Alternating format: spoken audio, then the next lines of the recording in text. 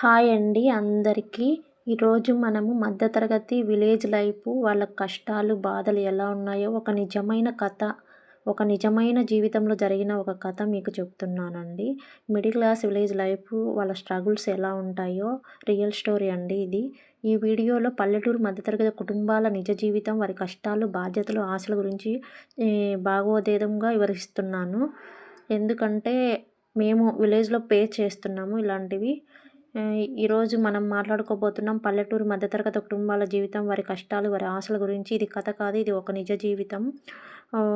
ఉదయం మొదలయ్యే జీవితం ఇది. పల్లెల్లో రోజు కోడి కూయడంతోనే మొదలవుతుంది. తల్లిదండ్రులు పొలానికి వెళ్తారు, పిల్లలు చదువు కోసం వెళ్తారు.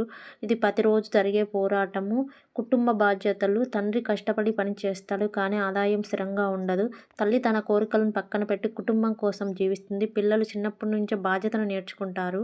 చదువు అది వాళ్ళకు ఒక కళ. పల్లెటూరు పిల్లలకి చదువు ఒక ఆశ, కానీ స్కూల్ దూరము, ఫీజులు, ఖర్చులు అన్నీ అడ్డంకులే మధ్య కూడా తల్లిదండ్రులు వాళ్ళ ఆశలన్నీ పక్కన పెట్టేసి పిల్లల చదువుల కోసం ముందుకు సాగుతారు.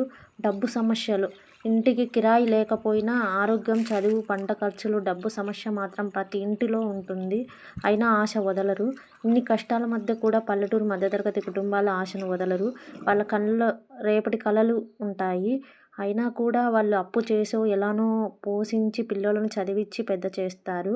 ఈ వీడియో మీకు మీ జీవితానికి దగ్గరగా అనిపిస్తే మీ తల్లిదండ్రుల త్యాగాలను గుర్తు చేసుకోండి. వీడియో నచ్చితే లైక్ చేయండి, షేర్ చేయండి మరియు మా ఛానల్ని సబ్స్క్రైబ్ చేసుకోండి.